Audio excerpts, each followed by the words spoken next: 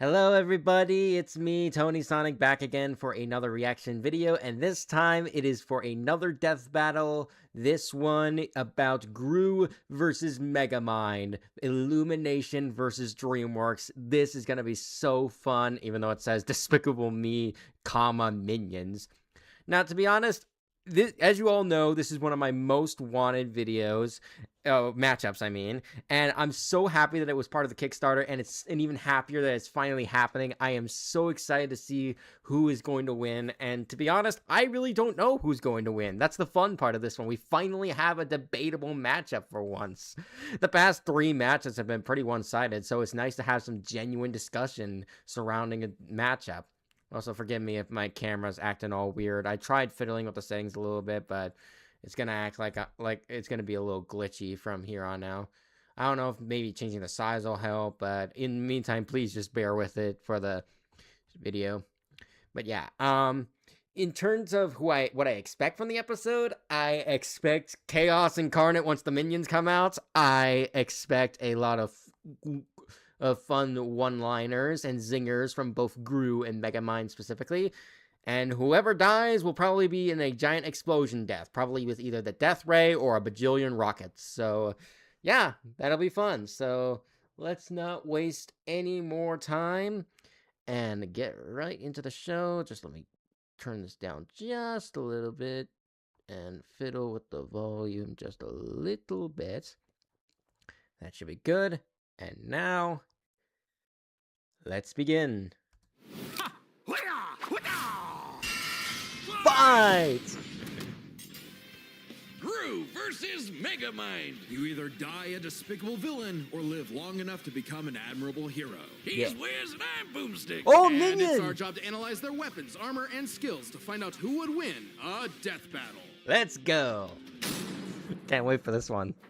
Evil never dies. It merely goes dormant, waiting for a villain to arise and spread its name to the darkest corners of the earth. Like a man so evil, he cuts in line at the coffee shop and makes balloon animals for kids and then pops them in their face. What a despicable man. The world would surely tremble at his name, Gru. Really? Just Gru? Doesn't have some sort of stage name or like doctorate or, you know? Felonious Gru, son of the supervillain known as the Bald Terror. Oh man, he's so dead. Even as a small child, Gru Okay, full name Felonious Gru Sr. Hair, height 6'6". He's only 6'6". I figured he was higher than that, taller than that.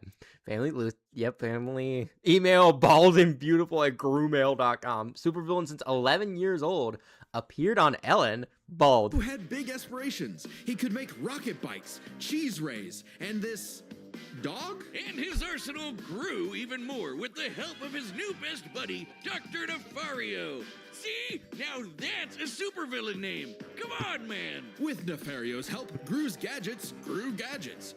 Flamethrowers, sticky fingers, fantastic entertainment for 2-year-olds, and a fully weaponized airship. Though I must question this thing's aerodynamics. It's loaded up with wing-mounted machine guns, a rocket thruster that can escape the Earth's atmosphere, and a whole lot of missiles. Despite impressive firepower, Gru's go-to weapon seems to be his freeze ray, which can encase most people in ice with a single shot. With his gadgets and gusto combined, and a little teaching from the School of Villainy, Gru started making strides in the underworld of evil. He swiped the crown jewels when he was only a kid, nabbed the New York City Jumbotron just for fun, and even stole both the Eiffel Tower and the Statue of Liberty.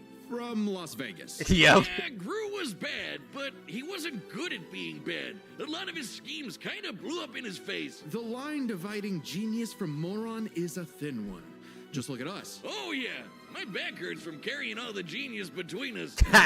Regardless, while Gru may not have been the infamous villain he'd hoped, he did earn the loyalty of a few guys. Guys? Yeah, guys, like little guys. There's Kevin, Bob, Stuart, Otto, Billy, Larry, John, Liam, Chad. Oh, the Minions! And Yep. that's not just their role, it's the actual name of their species. Right, the Minions have existed since the dawn of life itself, over 3 billion years ago, and they all follow one instinct: to serve the biggest, baddest, most despicable villain they can find. T-Rexes, Count Dracula, AI artists, whatever evil they can lay their grubby little eyes on. Or just one eye. But finding their big boss was the easy part. Keeping them, not so much. The amount of times the minions have incidentally caused the death of their own bosses is staggering. Wait, didn't one of them serve the Queen of England? Well, what about it?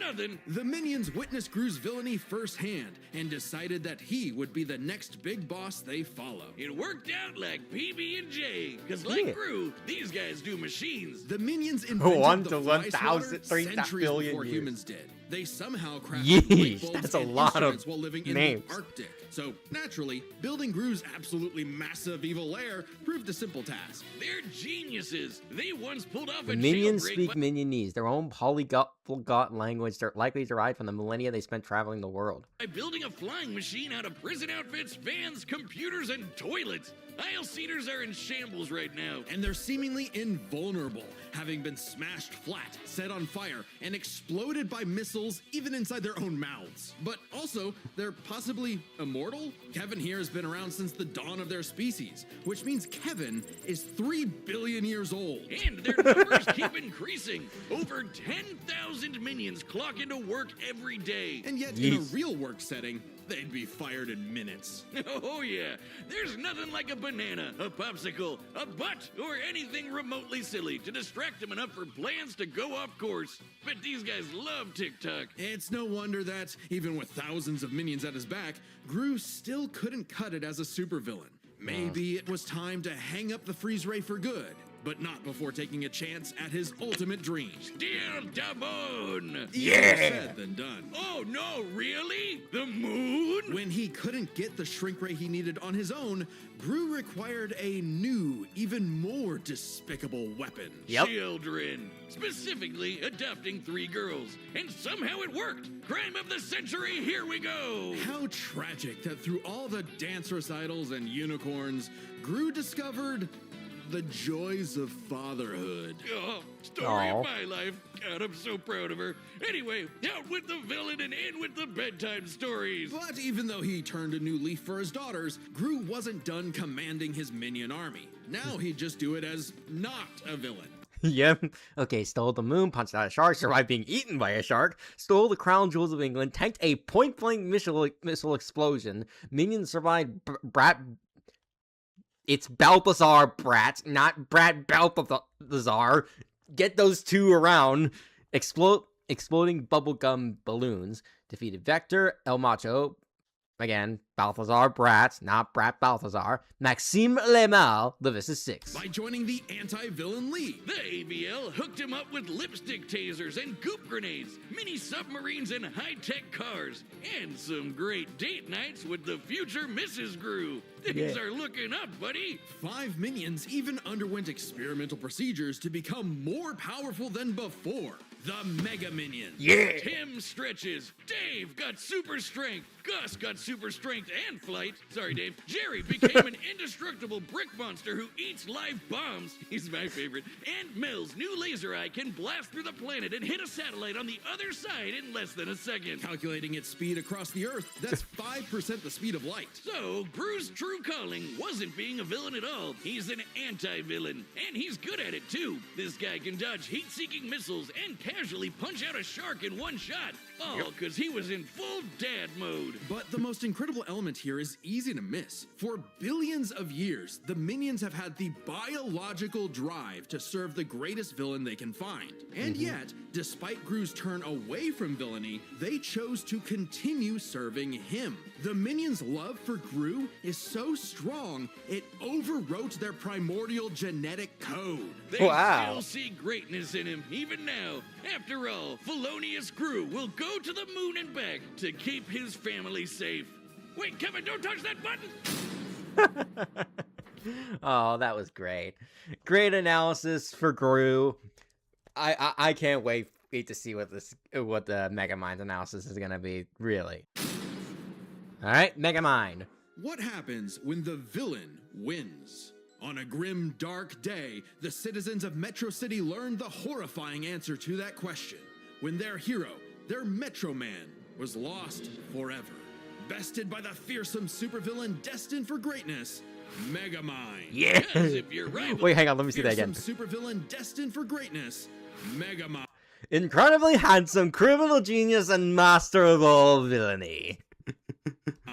Because if your rival's name is gonna be that on the nose, you better match that energy. Their Yep. feud goes way back to when they escaped their dying planet Superman style and immediately got in each other's way. While Metro Baby landed in a nice and cozy home, he caused the weird blue kid to crash land in prison and literally grow up behind bars. What kind of city government would make the kid stay in jail? It wasn't as bad as you'd think. He was a perfect fit for the Metrocity prison for the criminally gifted. Metro City. But while everyone outside bars loved that new kid who could fly, they weren't too keen on the boy with the big blue head and his constant string of destructive accidents. So if he was going to be the bad guy no matter what, why not embrace it and become a true supervillain? Yeah. Sounds kind of like you. Megamind is a genius inventor. Okay, real name unknown. Okay. 5'5" plus a few inches of baby seal leather boots. Age in his 30s. Raised in the prison for the criminally gifted. Head is 5.6 larger than a human's. Mentored by Machiavellian, unfortunately. Appeared at San Diego Comic-Con, bald. Creating weapons to stage prison breaks before he could even talk. It does sound like me. With a bit of tutoring from Machiavellian in the ways of wrongdoing, he got to work on his crime-starting career, facing off with his destined rival over and over again. And Megamind's got everything he needs. An invisible car for getaways, assuming he can find the thing. A hoverbike for flying and shooting at the same time, if he can multitask. Lasers, bombs, bubble guns, baseball bats, jet boots, and more galore. But his Yeah. go-to is the D-gun, a laser pistol with various possible effects, such as destroying, decelerating, demoralizing, de-locking, de-gravity-ing. I wouldn't expect a guy calling himself Megamind.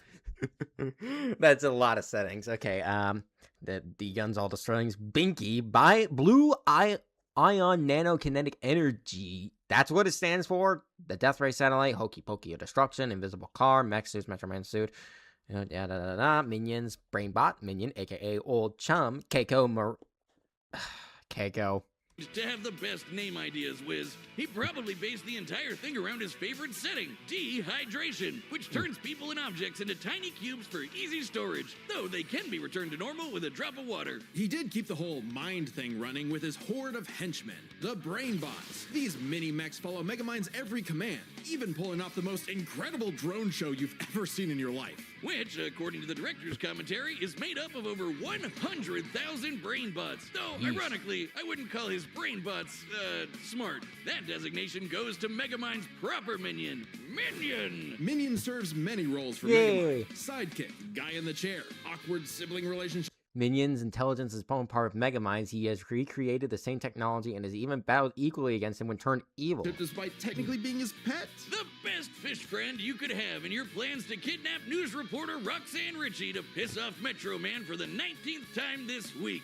Or for the final time. Children, shield your eyes! He did it! Thanks to his most powerful invention of all, an orbital death ray that could shatter mountains, Metro City's hero had fallen. It was Megamind's time to rule. And he had no idea what to do next. Yep. With Metro Man dead, what was even the point? Clearly, he needed a new superhero to fight. And apparently, he could just make that happen. With his diffuser gun, he injected this loser with Metro Man's DNA, turning him into Metro Man 2.0, Titan. Megamind even trained him himself. Wait, hang on, what was that Turning him last into one? Metro Man 2.0, Titan. Titan if you can't spell.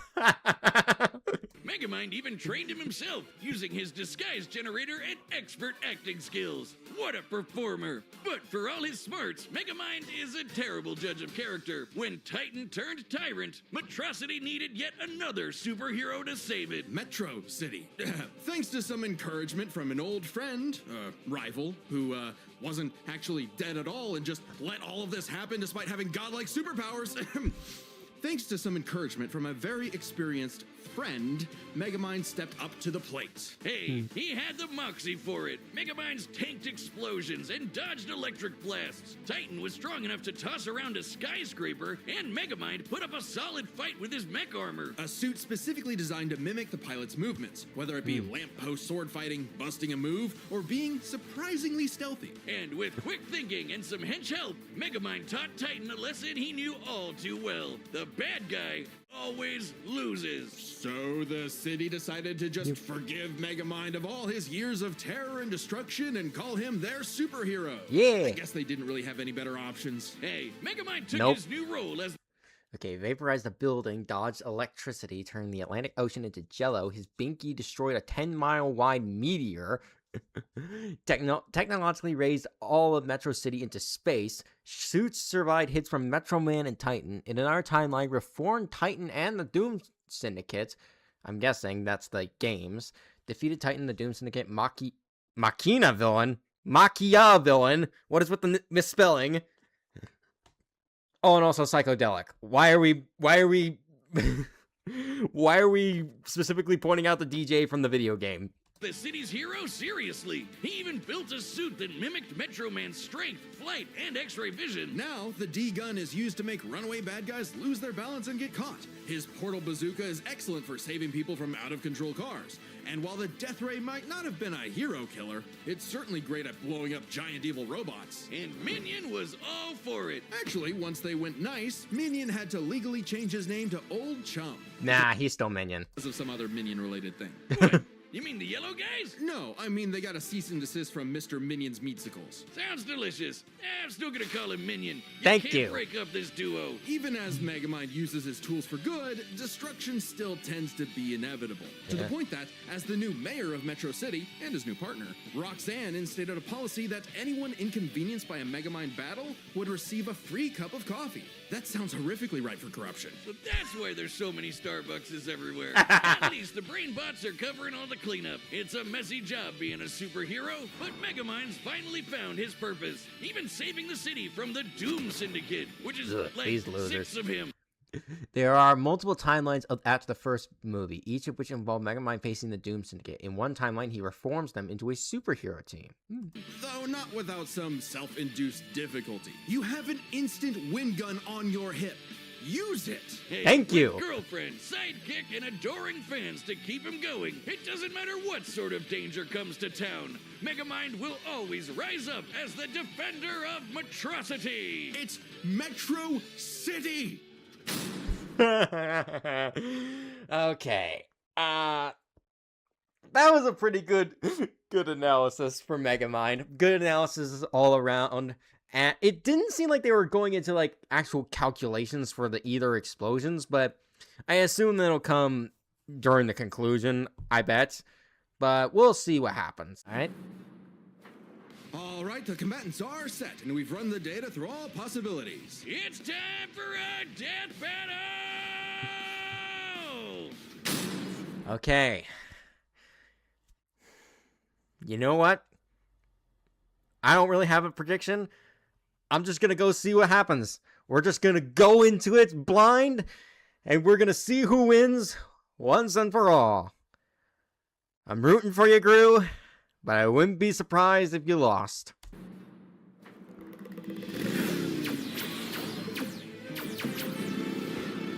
Right? Yep. Minions, prep the artillery. We're not letting him get away. Hi, peoples. Ooh, and here I thought it was the hero who chases the bad guy. Okay, voices are fine, but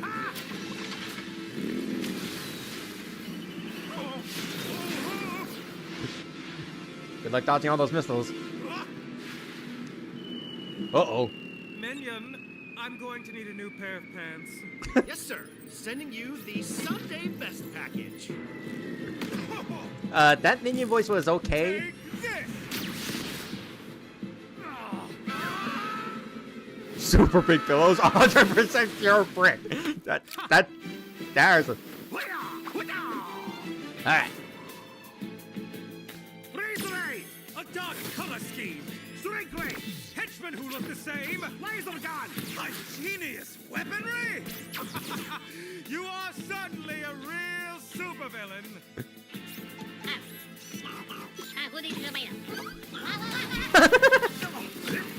You're just missing one thing. Ah! Let me guess. And what might that be? Presentation! Whoa. Minions, assemble and start the music. Here we go. Woo!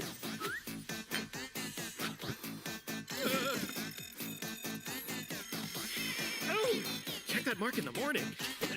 No, hey, we just fixed that. Come on, sir, smash him.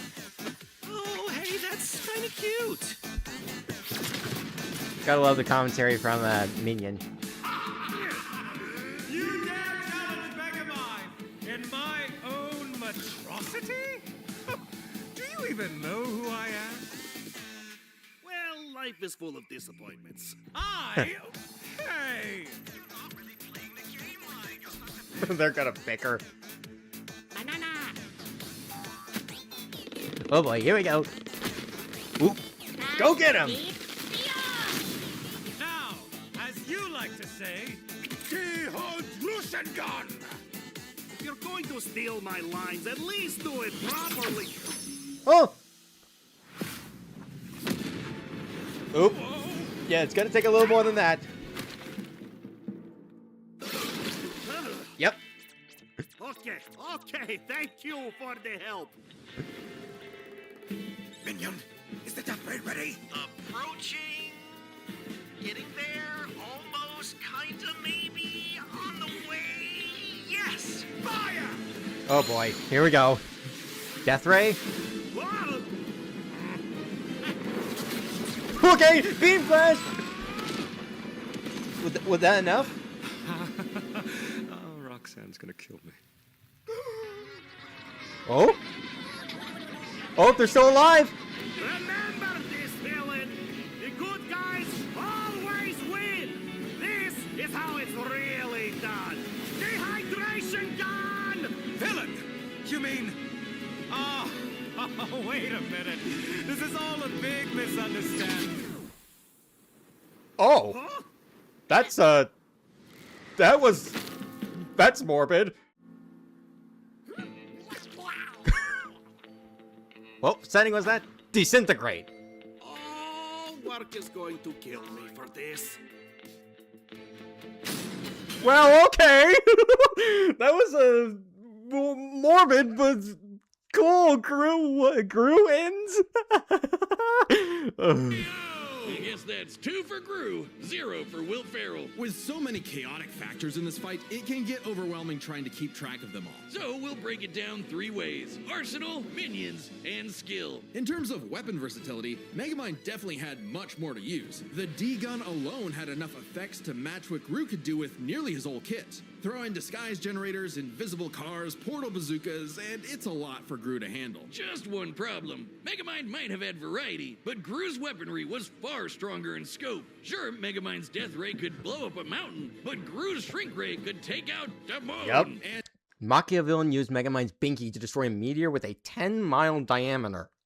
However, the moon has a diameter over 2,100 miles, proving Gru's weaponry and a much higher scale effect. It is much easier to use on top of it. Frankly, much of Megamind's deadliest weaponry would have little effect anyway. check this out. When Gru first tried to get the shrink ray, he triggered a missile trap so explosive it created a mushroom cloud. Based on the size of the blast, that's about 4 kilotons of TNT. Yep. And all those missiles fired at him from point-blank range. Shockingly, that's about 38 times greater than Megamind's orbital death ray. Wow, that much of a difference, huh? And Gru kind of just walked it off.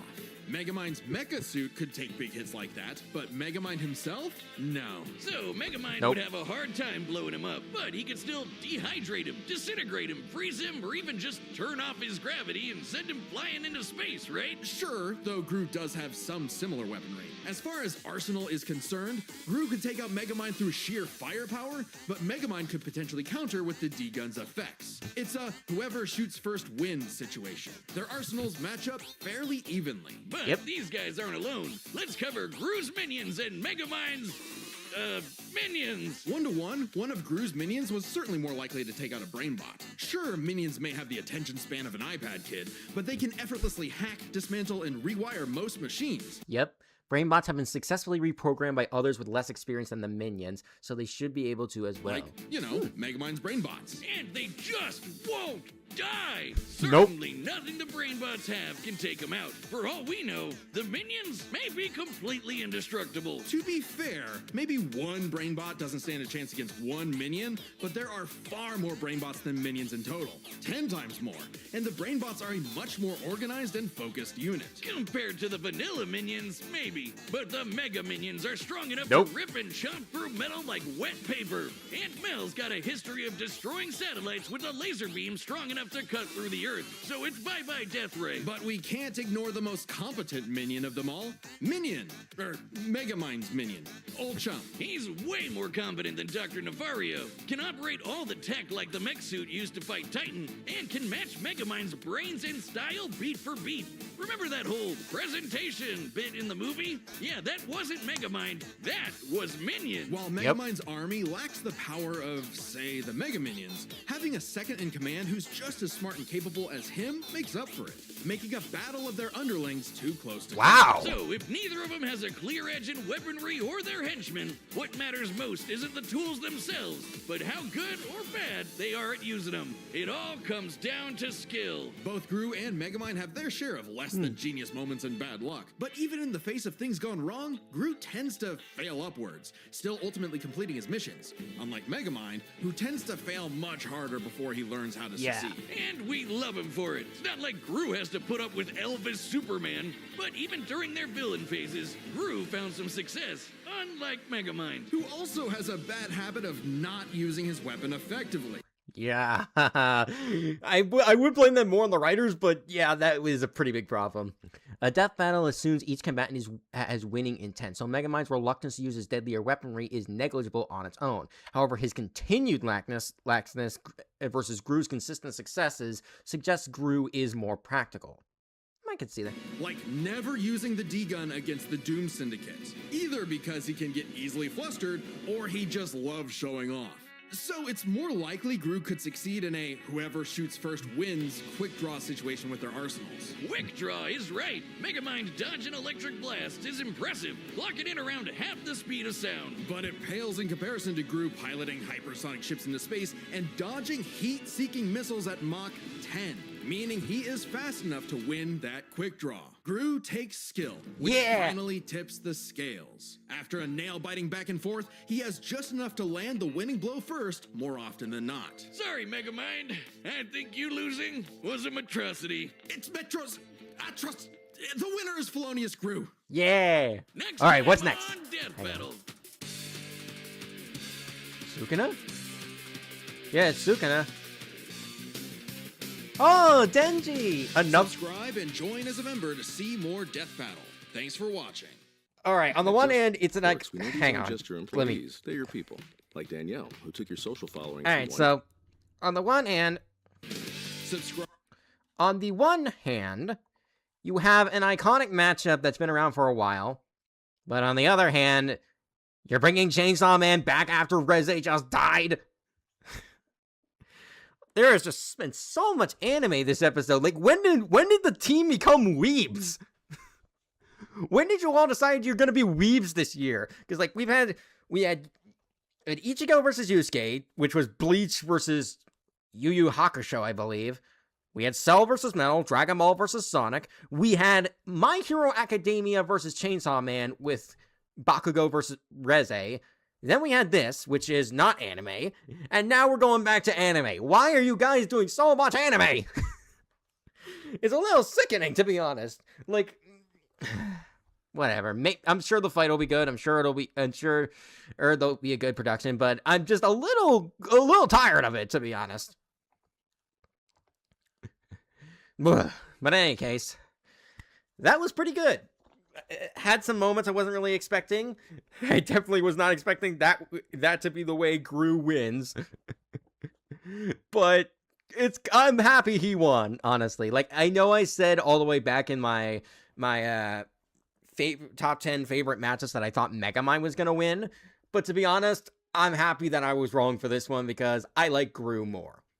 I will say my criticisms for the fight, it's definitely seemed to be a lot more focus on humor over like properly awesome moments. I mean, there were a few, of course, but it definitely felt like they were leaning more into the funny rather than the legitimately cool side of these characters, which do exist. And sometimes it does feel like, it did feel like they were, there were moments where felt like they were just referencing things rather than actually, writing dialogue for the characters. Like, I mean, the whole presentation thing, obviously they were going to include that for Megamind, and I guess the life is full of disappointments line from Gru is it was funny, but not the most creative thing, and the voices for the minions, I would have rather they did like some voice modulation for Luis so he could actually like sound more closer to the minions, because otherwise, I mean, they sounded close enough, I suppose, but there was still a little offness. But yeah, I have my criticisms. I do think that parts of the animation could look better. I definitely think they should have, there should have been some tweaks to Gru's model, especially. Like, they should have widened his shoulders like how they are in the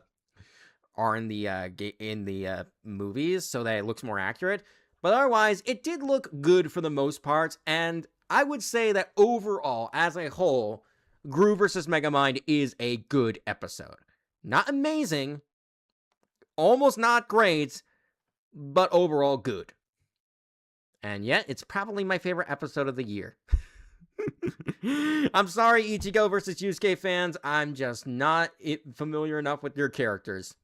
And the less said about Cell vs. Metal and Bakugo vs. Reze, the better, at least in my corner. But anyways, that's going to do it for me. Thank you all so much for watching, and I will see you all next time. Bye-bye!